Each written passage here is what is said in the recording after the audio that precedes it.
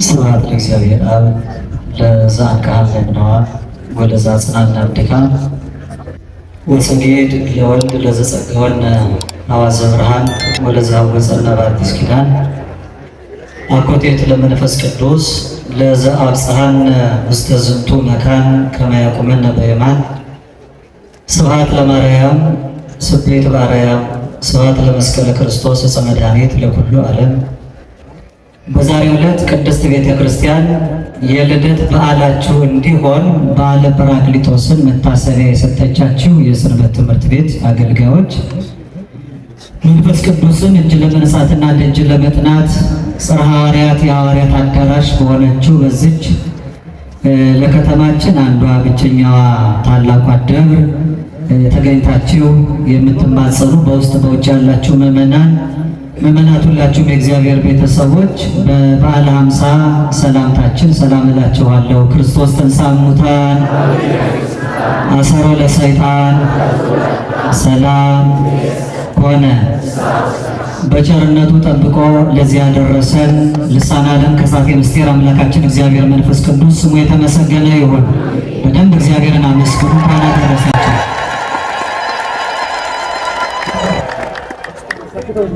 ወመንፈስ እግዚአብሔር ይጼልል መልዕልተ ማያት መልዕልተ ማይ የእግዚአብሔርን መንፈስ በውሃ ላይ ሰፎ ነበረ።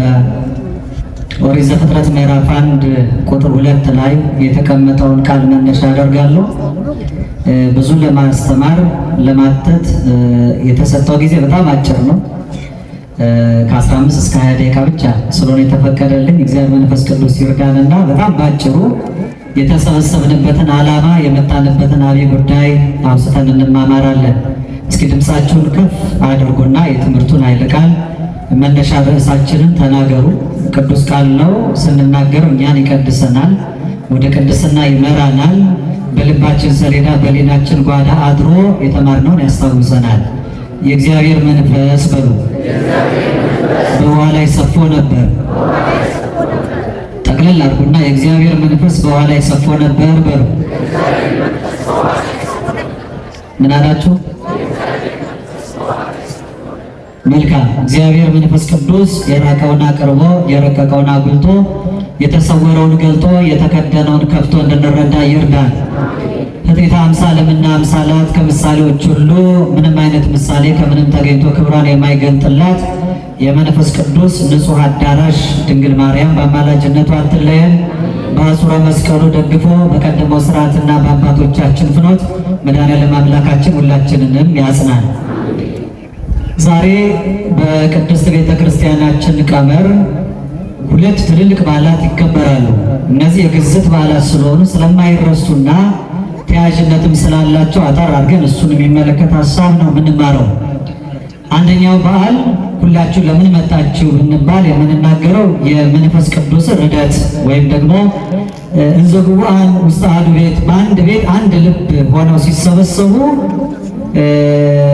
በእሳት ላንቃ የተከፋፈሉ እሳት ከላያቸው ላይ ወርዶ እያንዳንዳቸው በብዙ ቋንቋ እንዲናገሩና የሚፈሩት ጽዋን እንዲሆኑ እምነት የጎደላቸው በእምነታቸው እንዲበረቱ ያስቻለ የመንፈስ ቅዱስን ርደት የምናስብበት ነው። በዕለተ ዓርብ በቀራንዮ ቅዱስ ዮሐንስ አፈወርቅ እንደመሰከረ ከክርስቶስ ጎን በውሃና በደም የተወለደችው ቤተ ክርስቲያን ዛሬ የተገለጠችበት ዕለት ነው። ይህ ትልቅ በዓል ርደተ መንፈስ ቅዱስ የመንፈስ ቅዱስን መውረድ የምናስብበት ነው። በዓሉ አንድ ቀን ብቻ አይደለም። ዛሬ መነሻው ነው። ለ7 ቀን ይታሰባል። ይሄ ቤተክርስቲያናችን ስርዓት የተናገረው ነው። እንዲሁ ደግሞ ከበዓላቱ መካከል አንዱ የእመቤታችን የቅድስት ድንግል ማርያም በደብረ ምጥማቅ የተገለጠችበት የአምስቱ በዓላት ዛሬ 4ኛው ቀን ነው፣ መታሰቢያ ነው። እነዚህ ሁለቱም ከበዓላቱ ቁጥር 1 ተብለው የሚቆጠሩ ነገር ግን በዓላታቸው ቀኑ ብዙ የሆነ በዓላት ናቸው። ጌታችን ኢየሱስ ክርስቶስ በሥጋ ድንግል ማርያም ተገልጦ ወደዚህ ዓለም ሲመጣ ከምናከብራቸውና ከሱ መምጣት በኋላ ከተገለጡ የአዲስ ኪዳን የአምላክ በዓላት መካከል 9 አበይት በዓላት ውስጥ 8ኛው በዓል በዓለ ጰራቅሊጦስ፣ 9ኛው በዓል በዓለ ደብረ ታቦር ነው። ስለዚህ ይሄ በዓለ ጰራቅሊጦስን ፍትሐ ነገሥት የተባለው መጽሐፋችን ፍትሕ መንፈሳዊ 15ኛው አንቀጽ ላይ ወንድረ ተፈጸመ ግብረ በዓለ 50 የ50 በዓል ከተፈጸመ በኋላ ግበሩ ካይበ በዓለ ለሳብዕ ዕለታት ለሰባት ዕለታት ደግሞ በዓል አክብሩ። ይሄንን በዓል በዓለ ጰራቅሊጦስ ይባላል። ምን ይባላል አልኳቸው? በዓለ ጴንጠቆስጤን መታሰቢያ አድርጋችሁ 50 ቀን ከዘከራችሁ በኋላ መንፈስ ቅዱስ መውረዱን አስባችሁ ደግሞ ለሰባት ቀን አክብሩ ይላል። ሰባቱን ቀን ስታከብሩ ገቢረ በዓልሰ አኮ በመብል በዓሉን የምታከብሩት ግን በመብላት በመጠጣት እንደሌላው በዓል አይሁን፣ በመጾም በመጸለይ የሥጋን ፈቃድ ለነፍስ ነፍስን ለፈጣሪ በማስገዛት ጸልዩ ጾሙበት ተብሎ በዓል ተሰርቷል። ዛሬ ጰራቅሊጦስ መነሻ አድርገን አንድ ሳምንቱን በሙሉ የጰራቅሊጦስ ሳምንት ብለን እንድናከብር ስርዓት ተሰርቷል። አምላካችን ከሚታሰብባቸው 9 በዓላት ጰራቅሊጦስ የሚባለው 7 ቀን፣ ትንሣኤ የሚባለው ትንሣኤ ተስካረ ፋሲካ ነው፣ 50 ቀን ይከበራል ማለት ነው። ከዚህ ጋር አልፎ ዛሬ ነገረ ማርያም በነገረ መንፈስ ቅዱስ ባጭሩ የተቀመጠበት የመጀመሪያ የመጽሐፍ መነሻ ነው። ኦሪት ዘፍጥረት ምዕራፍ 1 ከቁጥር 1 ጀምሮ በቀዳሚ ገብረ እግዚአብሔር ሰማይ ወምድረ በመጀመሪያ እግዚአብሔር ሰማይና ምድርን ፈጠረ ይላል። በመጀመሪያ ምን ፈጠረ?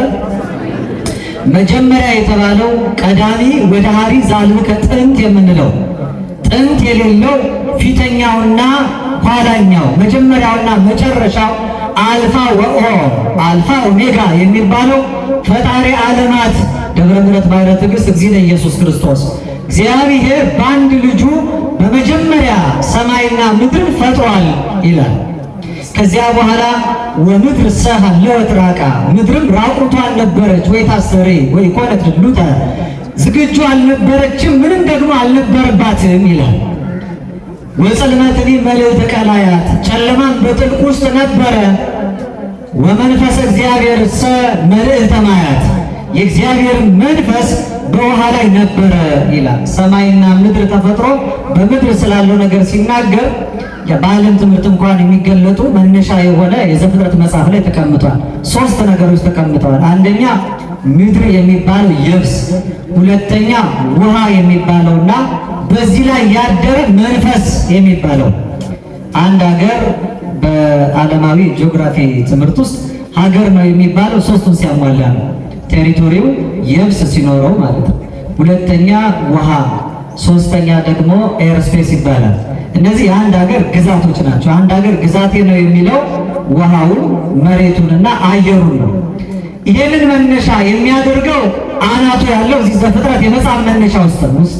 ውስተ ርዕሰ መጽሐፍ ተጽፈ በእንቲአየ ክርስቶስ አምላካችን በሊቀ ነቢያት ታላቁ አባት ቅዱስ ዳዊት ላይ አድሮ ሲናገር በመጽሐፍ መጀመሪያ ርዕስ ላይ ስለ እኔ ነው የተጻፈው ይላል። በቀዳሜ የሚለው ቀዳሜ የሚባለው አልፋና ኦሜጋ ነው ብሎ ራሱን የገለጠው እሱ ነው። በዚህ በውሃ ላይ ሰፎ ነበር የተባለው የእግዚአብሔር መንፈስ እግዚአብሔር በቁስ ስላለው ሰማይና ምድር ሳይሆን ስለኛ ሕይወት የተነገረውን ፍቺ ብቻ ከኔ ጋር እናያለን። ምድር ውሃና መንፈስ ያደረበት የሚባለው ሰው የ3 ነገሮች ውጤት ነው። የምን አልኳችሁ? የስንት ነገሮች? የ3 ነገሮች። አንደኛው ስጋው ነው፣ ሁለተኛ ነፍሱ ነው፣ ሶስተኛው መንፈሱ ነው። ስጋው በየብስ ነፍሱ ደግሞ በውሃ እላው ላይ ያደረው መንፈስ የተባለው ሳይለወጥ ማለት ነው። እግዚአብሔር የሰራው አክብሮ ይህንን የሰው ልጅ ነው። በውሃ ላይ የእግዚአብሔር መንፈስ ነበረበት ይላል። በነፍሱ ላይ አድራ በጎ ነገር የምታሰረው የእግዚአብሔር መንፈስ ናት። ይሄ ነገረ መንፈስ ቅዱስ በመጀመሪያ በመጽሐፍ የተጠቀሰበት ነው። በእርግጥ ያለ ነገረ መንፈስ ቅዱስ የሚነገር መጽሐፍ የለም። መጽሐፍ ቅዱስ ቅዱስ የተሰኘው ያናገረና ያጻፈው ቅዱስ መንፈስ ስለሆነ ሲጀምር መጽሐፍ ዘፍጥረት 1:2 ላይ ስለ መንፈስ ቅዱስ ተናግሮ ሲጨርስ በዮሐንስ ራእይ ምዕራፍ 22 ቁጥር 17 ላይ መንፈስ ቅዱስ ወመርኤቱ ወይም ወመራቱ መንፈስ ቅዱስና መልጋው ወይም ሙሽራይቱ ና ይበሉ የሚል ቃል ተጽፏል። ይሄ መጨረሻው የራእይ መጽሐፍ ማጠቃለያ ነው። መንፈስ ቅዱስ መነሻም መድረሻም ነው። በጣም ብዙዎቻችን ነገረ መንፈስ ቅዱስን ሳንረዳ ሳናውቅና ሳንገነዘብ እንኖራለን። በተለይ ሁሉ የሆነ የሃይማኖታችን መገለጫ ነው። በዚህ ውስጥ ነው ነገረ መንፈስ ቅዱስ አድሮበት የነበረው የሰው ልጅ ይህን የመንፈስ ቅዱስ ጸጋ ስጦታውን አጥቶ ከሰውነት ክብሩ ተለይቶ ከእንስሳት ተራ ተቆጥሮ በዘመነ ብሉይ እያየ ነው። ያን ነው ከሰው ልጅ ላይ የተወሰደውን መንፈስ ኢዩኤል ምዕራፍ 2 ቁጥር 28 ላይ ሰውጥ ምነ መንፈሴ ዲበ ኩሉ ዘሥጋ ሥጋን በለበሰ ሁሉ ላይ ከመንፈሴ አፈሳለሁ ወይ መንፈስ ቅዱስን አኖራለሁ ያለው ትንቢት እንዲፈጸም የተወሰደው መንፈስ ቅዱስ የተመለሰው ዛሬ ነው። ዛሬ ሲመለስ እቺ ቤተክርስቲያን ተገለጠች። ሊቃውንቱ ቀደም እየደጋገሙ ዛሬ የቤተክርስቲያን የልደት ቀን ነው እያሉ ነግረውናል። የልደት ቀኗ ቅዱስ ዮሐንስ አፈወርቅ ዕለተ ዓርብ ከውሃና ከደም ስትወለድ ነው። ዶሮ ልጅ ወለደች የሚባለው እንቁላል የጣለች ቀን ነው ወይስ ከእንቁላል ውስጥ ጫጩት የተፈለፈለ ቀን? ወለደች የሚባለው ህይወት አስገኘች ወለደች የሚባለው እንቁላል አንፈርታይል ሊሆን ይችላል። እንቁላል ነው ሲፈለፈል። ቤተክርስቲያን ዕለተ ዓርብ ተወለደችና በሙቀተ መንፈስ ቅዱስ ተጠብቃ ጫጩት ከቅርፊቱ እንደሚወጣ የተወለደችውና የተገኘችው የታየችው ዛሬ ነው ማለት ነው።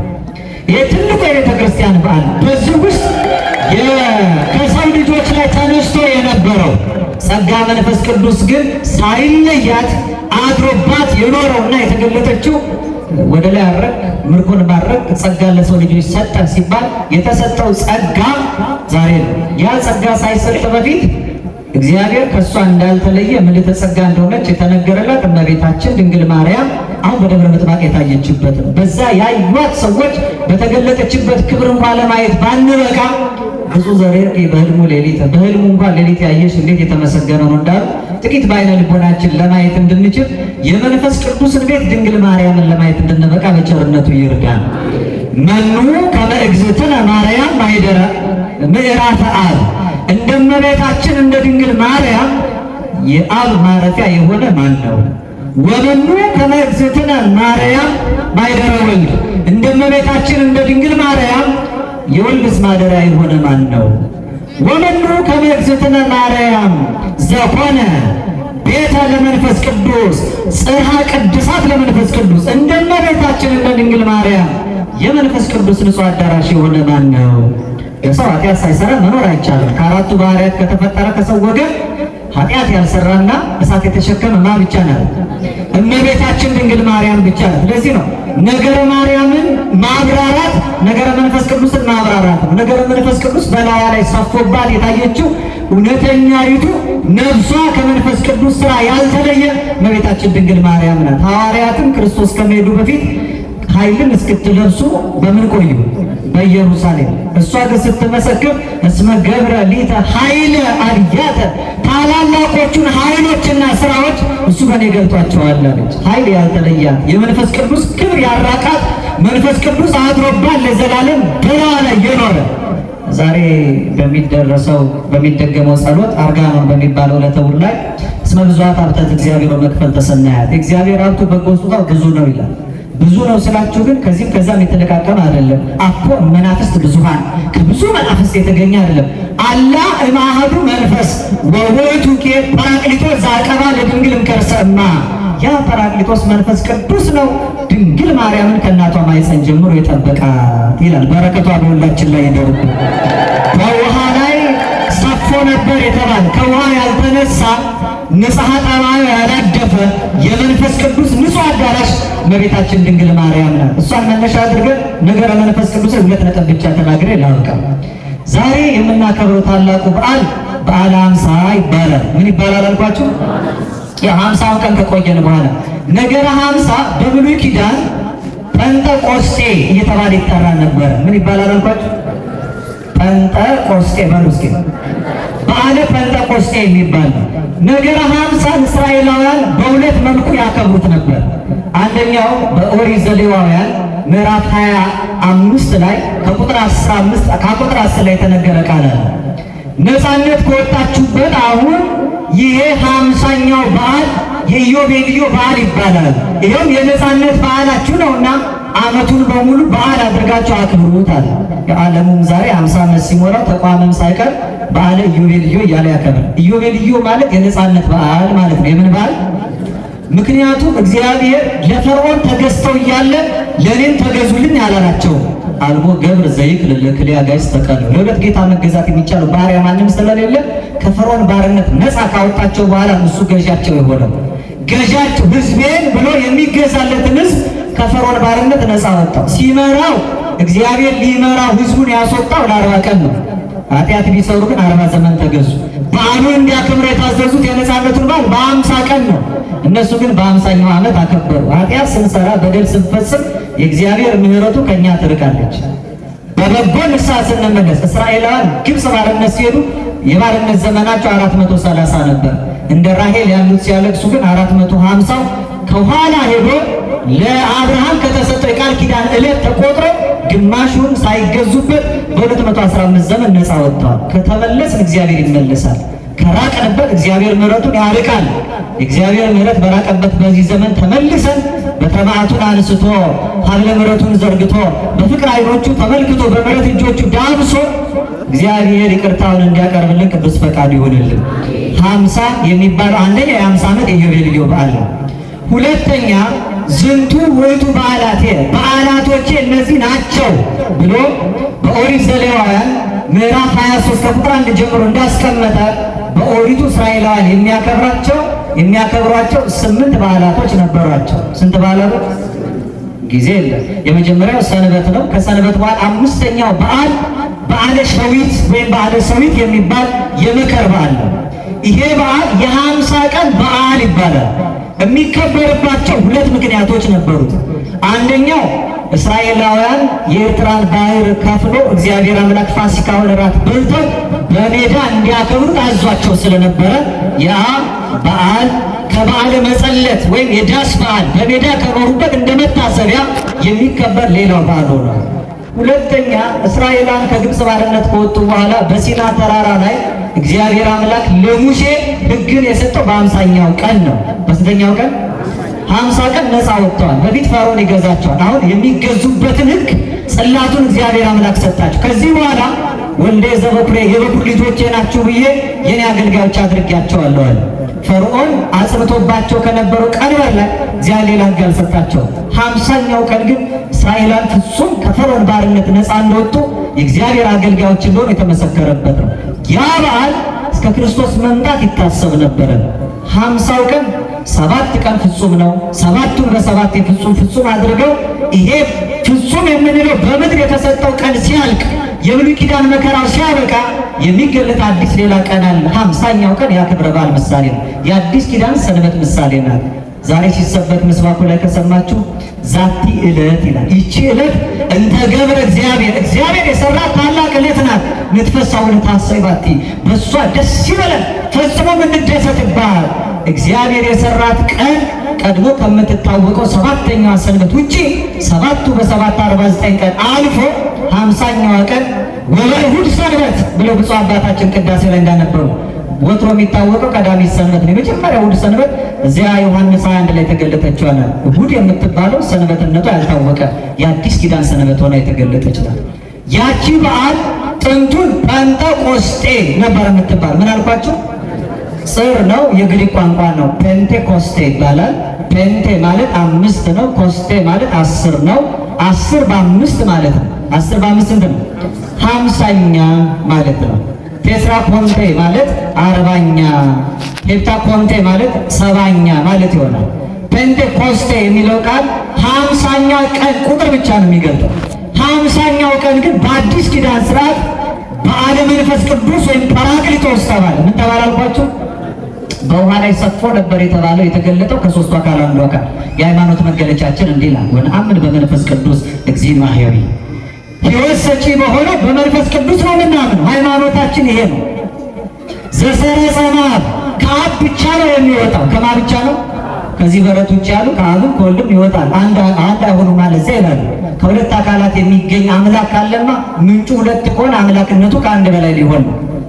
ወላዲው አስራጺው አብ አንድ ነው። ዘሰረ ንስግድ ሎቱ ወንሰብሖ ምስለ አብ ወወልድ ከአብና ከወልድ ጋር አንድነት ነው የምንሰግድለት የምናመሰግነው። ዘነበረ በነቢያት በነቢያቱ ላይ አድሮ የተናገረው እሱ ነው። ምን ያህሎቻችን መንፈስ ቅዱስን እናውቃለን?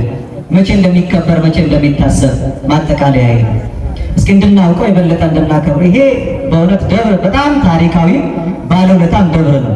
ፈጣሪያችን ሆኖ እግዚአብሔር አብ ብለን ወይም ባለ እግዚአብሔር ብለን በ13 እንደምንዘክር ወልድን ባለ ወልድ ኢየሱስ መድኃኔዓለም አማኑኤል ብለን ቀን ሰጥተን እንደምንዘክረው ብዙዎቻችን መንፈስ ቅዱስ መቼ እንደሚታሰብ አናውቅም። በዓመት ውስጥ የሚታሰብባቸው 3 ቀናት 4 ቀናት አሉ። እነዚህን 4 ቀናት ካወቃቸዋቸው ይሄ ቤተክርስቲያን የተገለጠችበት ቤተክርስቲያን ማለት የክርስቶስ አንዱ ሙሽራ ማለት ነው። እስኪ በሉ የክርስቶስ በሉ አንድ ሙሽራ። ዛሬ በሐዋርያት ላይ መንፈስ ቅዱስ ከወረደ በኋላ ምን ይላል መሰላችሁ? የሐዋርያት ሥራ ምዕራፍ 2 ቁጥር 41 ላይ እንዲህ ይላል፣ ወተወቅፉ ቃሉን ተቀበሉ ተጠመቁም ይላል። ወተወሰኩ በይእቲ ዕለት መጠነ፣ በዚያችም ዕለት ከሐዋርያት ማህበር የተጨመሩት አንድነት መጠነ 30 ምዕት ይላል። 3000 ነፍሳት ነበሩ ይላል። ስንት ሺህ ነፍሳት ነበሩ? በቀደመው በዓለ ጴንጠቆስጤ የተጨመሩት ሳይሆን የተቀነሱት 3000 ነበሩ ይላል። ኦሪት ዘጸአት ምዕራፍ 32 ቁጥር 28 ላይ ሙሴ ጽላቱን ተቀብሎ በበዓለ ጴንጠቆስጤ ሲሆን ለጥጃው ምስል የሚሰግዱትን ብዙዎቹን አያቸው። ጥጃውን በጽላቱ ሰበረው፣ የሌዊ ልጆች አትማሯቸው ብሎ በዚያ ለጣዖት የሰገዱ ፍቅረ ጣዖት ያደረባቸውን ወርቅ አቅልጦ ያጠጣቸውን 3000 ነፍሳት ሞቱ ይላል። በዚያ ጴንጠቆስጤ 3000ዎች ተገድለዋል። በዚህኛው ጴንጠቆስጤ ግን 3000 ነፍሳት ድነዋል። ይሄንን ቅዱስ ጳውሎስ ምን አለ? ሁለተኛ ቆሮንቶስ ምዕራፍ 3 ቁጥር 6 ላይ መንፈስ የሐዩ ወፊደል ይቀትል፣ ፊደል ይገድላል፣ መንፈስ ግን ያድናል። አንድም ትርጓሜ ያድናል፣ ንባብ ይገድላል ብሏል ሊቃውንት። ፊደል ይገድላል የተባለው ቀድሞ እንዲገዙበት የተሰጠው ሕግ ገድሏቸው ነበረ። ዛሬ ግን በልባቸው ጽላት የተጻፈው የመንፈስ ቅዱስ ስጦታ ግን አንድነት ወደ ማይበር ጨመራቸው ማለት ነው። ይሄንን መንፈስ ቅዱስን ሎቱ ስብሐት ፍጡር ብለው ዝቅ ያደረጉ እንደ መቅዶንዮስ ያሉ ተነስተው ነበር። በ381 ዓመተ ምህረት ታላቁ ቴዎዶሲዮስ የተባለ የአኖሬዎስና የታላላቆቹ የቆስጠንጠንያ አርቃዲዮስ ንጉሥ አባት የነበረው በቆስጠንጠንያ ጉባኤ ሰርቶ በ150 ሊቃውንት መንፈስ ቅዱስን ሕጹጽ ያለ ወይም ፍጡር ነው እንደ ፍጡራን ያለው መቅዶንዮስ የተወገዘበትን ቀን ቤተክርስቲያናችን የካቲት 1 ቀን ታከብረዋለች። መቼ አልኳችሁ? በዚህ ይታወቃል። በረከቱን ያሳደርብን ነፍሱን ይማርልንና ክቡር መምህራችን ነፍስሔር ወልደ ሰማዕት ደጋግሞ ስለዚህ በዓል መታሰቢያ እንዲያስተማረ ተስፋ ስለማደርግ ነው። የካቲት 1 ቀን የመንፈስ ቅዱስ አካላዊ አምላክነት የተሰበከበት ታላቅ ዕለት ነው። ሁለተኛ የፋሲካ በዓል የሚባለው በእስራኤላውያን ስርዓት የሚያዝያ 14 ቀን ነው። ከሚያዝያ 14 በኋላ ያለውን በዓለ ጴንጠቆስጤ ቆጥረው 50 ዕለት የሚመጣው ሰኔ 5 ቀን ነው። ሰኔ 5ን በጴጥሮስ ጳውሎስ መልክ ላይ በገድለ ገብረ መንፈስ ቅዱስ ላይ የመንፈስ ቅዱስ መታሰቢያ ቀን ሰኔ 5 ነው የሚል ታገኛላችሁ። ሰኔ 5 መነሻውን ያደረገው ያን ሐዋርያት ተብሎ አንድነት በሚታሰበው እዚህም ጥንቱን አላውቅም ሊቃውንቱ ለምን ጽርሐ ጽዮን ሐዋርያት እንዳሉ ሐዋርያት የተቀበሉትን ጸጋ መንፈስ ቅዱስ መነሻ አድርገው በ5 የሚያስቡና የሚዘክሩ ብዙ ቅዱሳን አሉ። መነሻቸው ይህ ጥንተ በዓለ ጴንጠቆስጤን ይዘው ነው። ከዚያ ባሻገር የአፍሪካ የመጀመሪያው ፓትርያርክ የነበረው ሐዋርያ ቅዱስ ማርቆስ የመንፈስ ቅዱስ አዳራሽ የማርያም ልጅ ነው፣ ወይም የዚያ ቤት ሐዋርያ ዛሬ መንፈስ ቅዱስን የተቀበሉበት ቤት ልጅ ነው። በአፍሪካ መጀመሪያ እስክንድርያ ላይ የሰራው ቤተ መቅደስ የመንፈስ ቅዱስ መታሰቢያ ነበረው። ከዚያን የተነሳ ቅዳሴ ቤቱን ሰኔ 5 አክብረውታል። ይሄ መታሰቢያው ነው። ሌላው ባለፈው እንደዘከርነው ግንቦት 18 ቀን ጥንተ በዓለ ጰራቅሊጦስ ብለን እናከብረዋለን። ዛሬ ደግሞ ተውላቱ ትንሣኤ ካለፈ በ50ኛው ቀን እንዘክረዋለን። መጨረሻ እስኪ ጰራቅሊጦስ በሉ። ጴንጠቆስጤን ነግሬያቸዋለሁ። ቅድም ወንድማችን ዘማሪ ብዙአየሁ ከመዘመሩ በፊት አንስቶ ስለ መንፈስ ቅዱስ ማንነት ነግሮ፣ መንፈስ ቅዱስ ማለት መንጽኢ ማለት ነው፣ የሚያጸና በሉ እስኪ ምን የሚል አልኳችሁ? መንፈስ ቅዱስ ማለት ናዛዚ ነው፣ የሚያረጋጋ በሉ እስኪ ምን የሚል አልኳችሁ? መንፈስ ቅዱስ ከሳቴ ምስጢር ነው፣ ምስጢር ገላጭ በሉ እስኪ መንፈስ ቅዱስ መንጽሒ ነው፣ የሚያነጻ በሉ እስኪ መንፈስ ቅዱስ መስተስሪ ነው፣ ኃጢአትን የሚደመስስ በሉ መንፈስ ቅዱስ መስተፍስሒ ነው። የሚያስደስት ምንም ይላልባችሁ የእግዚአብሔር መንፈስ ጸሎ የነበረው ውሆች ላይ ሳይሆን ውሃ ላይ ነው። ምን ላይ ያልኳችሁ ይገርማችኋል። ወተወሰቱ መጠነ 30 ምዕት ነፍስ ነው የሚለው 3000 ነፍስ ተጨመሩ። ስንት ሺህ ነፍስ? ሁለቱም ጋር የሚያዝ ምስጢር ነው። አንደኛ የእግዚአብሔር መንፈስ በውሃዎች ላይ አላለም፣ በውሃ ላይ ሰፎ ነበር። ሁለተኛ የተጨመሩትን ደግሞ 3000 ነፍሳት አላለም፣ 3000 ነፍስ። አሁን ይሄ 3000 በቁጥር አብዝቶ ምን ይላሉ ሊቃውንቱ? አንድና ብዙ ነው ይላሉ አይደል? ልክ አይደለም ማለት ባገባ እንደ ዘይቤ ካየን፣ ምስጢሩ ግን ሌላ ነው። እግዚአብሔር አንድ ካልሆነ መንፈስ ቅዱስን በእኛ ላይ ያሳደረው። ምክንያቱም አንድ የሆኑት ላይ ያደረው መንፈስ ቅዱስ በአንድነታችን ለአንዱ ክርስቶስ ሙሽሮች ነን። እኛ ዛሬ በዘር ተከፋፍለናል። ይሄ ቋንቋ ሁሉ ዛሬ መብዛቱ ለሀብት ሆኖ በሐዋርያት የተገለጠበት ዕለት ነው። እነሱ ብዙ ቋንቋ አውቀው ሌሎችን ስበው አንድ እንዲያደርጉ ነበር የበዛው የተገለጠላቸው። እኛ ግን ቋንቋ በመብዛቱ እርስ በርስ እንደ ሰብአ ባቢሎን ተከፋፍለን ያለ ነው። እያንዳንዳችን እርስ በርስ ተለያይተን ክርስቲያን ነን ካል አምላካችንን እንሰድበዋለን። ለምን መሰላችሁ? ክርስቶስ የአንድ ሙሽሪት ብቻ ባል ነው። የስንት ሙሽሪት አልኳችሁ? አቅሌስያ የምትባል የክርስቲያን ነፍስ ባል ብቻ ነው እሱ። ዘቦ መራት መራዊ ውእቱ፣ ሙሽራይቱ ያለችው እሱ ሙሽራ ነው።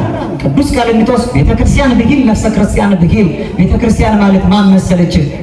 የክርስቲያን ነፍስ እኮ ናት አለ። ነፍሳችን ከተለያየ ክርስቶስን አመንዝራ ልናደርገው ነው። ሎቱ ስብሐት። ያለችው አንድ ነፍስ ላለችው ሙሽራ ባል ነው እሱ። በቤተ ክርስቲያን ጥላ የተጠለል አንድ ልብ አንድ ሐሳብ ባለ አንድ ነፍስ ሆነን እንደ አንድ ውሃ የመንፈስ ቅዱስ ማደሪያ እንድንሆን በቸርነቱ ይርዳን። ሐዋርያትን ያጸናቸው በላያቸው ላይ ወርዶ ቤተ ክርስቲያንን የገለጣት ያ አምላካችን ማያዊ ወሰጪ መንፈስ ቅዱስ የሞት የተለያየ ሁላችንንም አድሮብን ሕያዋን ያድርገን። ለአባቶቻችን ያለን ክብር፣ ለኦርቶዶክሳዊቷ ተዋሕዶ ሃይማኖታችን ያለን ፍቅር፣ በእምነት ያለን ጽናት፣ በተጋድሎም ያለን ትጋት ሳይቀንስ ሰማያዊ ኃይሉን በታቦት በመስቀሉ መንፈሳዊ በረከት በእምነት በጠበሉ ተቀብለን ክብሩን እንድንወርስ የሁላችንን ፍጻሜ ያሳምርልን። ወእመሂ ስሕትኩ አንትሙ በመንፈስ አርቱኒ ያላገባብ የጨመርኩትንና ስቻ ያጎደልኩትን ብፁዕ አባታችን ክቡራን አባቶች መምህራን መንፈሳውያን የእግዚአብሔር ቤተሰቦች አርሙኝ። እግዚአብሔር በቸርነቱ የሁላችንን ፍጻሜ ያማረ ጸሎታችንንም የሰመረ ያድርግልን። ወመንፈስ እግዚአብሔር ይጼልል ላዕለ ማይ፣ እግዚአብሔርን መንፈስ በውሃ ላይ ሰፎ ነበር። ወስብሐት ለእግዚአብሔር።